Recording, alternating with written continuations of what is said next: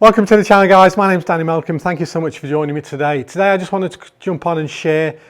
Recently I've seen a lot of players just fearing the release of the golf club through impact, and this can compromise direction, it can compromise distance, and so I just wanted to share today how to release it properly and why most people are fearing it. So let's dive straight in. So really, what is the release? Well, that's typically when we're trying to we load up the club correctly in the backswing, hopefully with that trail wrist, and then as we come into the golf ball, we're letting that unleash and unload at the last moment to apply maximum power, maximum speed into the back of the ball and to help square up that club face.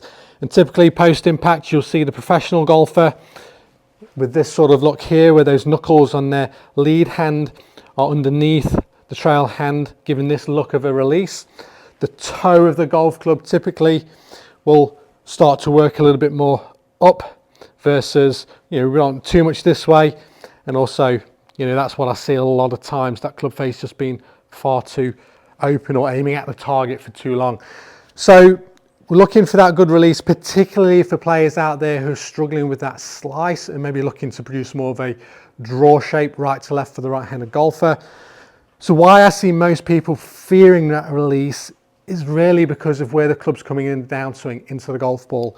Typically you'll see a club that's coming a little bit more out in, maybe a little bit over the top even, and then from there naturally we're going to fear that release, because if we do, of course, that club's going to, or the ball's going to go a long way to the left. So the reaction to that is, and it's a good instinctive reaction because otherwise it would go a long way left, is a player to not release the club. This lead forearm will stop rotating and we'll start to hold on to that club face. And we'll get this kind of look here where that club face has been pointing at the target for longer, but that can cause that slice. It can cause loss of distance. And you'll see here I've got the use of hack motion just to show me what was happening on that particular shot as well.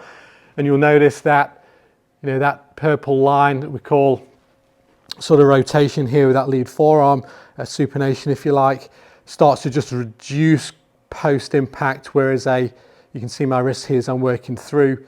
That motion will keep that graph moving more up post impact for longer. So that's that move that we're looking for with a professional golfer who's releasing it with that knuckles down sensation. So if we can firstly just understand that where the club's coming from in the downswing, we need to kind of fix that first, and then you can stop fearing the release. As a kid, I was 14, 15 years old, small guy, or small kid at the time, and I used to hit it quite long for my size. And I needed to use that release. I needed to get the club more on the inside and really use that release to enable me to get some distance. And I used to hit it probably one of the longest out of all the kids at my age at that time. And that was because I was able to store that power up in the backswing and then apply it with maximum speed into impact and release it for that draw that I used to hit back in the day. So firstly, guys, just try and get your over the top move fixed and get that club a little bit more on the inside out path. I've got more videos on that. Check the links below on how to fix that over the top. But once you do, and you start to get the club a little bit more from the inside here, now you've got permission to release the club. Now you've got permission to really let that thing go and create maximum speed into the ball and really get that nice draw shape that a lot of people are looking for. So again, guys, if you're struggling with that release, you're fearing the release, just look at why. Typically it's because of the club path being a little bit more out in that downswing. So if you can fix that, then you can go on to number 2 and have permission to really start releasing the club. So for that, some simple little drills you can do. You can just, one of my favorites is just having your feet together. For this, you can take this straight to the range and just feel like the club's swinging a little bit more from the inside, and just let your forearms rotate over each other. I'm not saying to flip or anything like that. When we're swinging, we're also getting the body moving at the same time. So there's obviously different matchups in the golf swing, different wrist styles, mechanics, etc. But ultimately, if you're a player that's getting this kind of look here, maybe even a bit of a chicken wing as well, we need to understand and feel what it's like to really get that golf club releasing. So first, club coming a little bit more from the inside, some more great drills for that on some of the videos.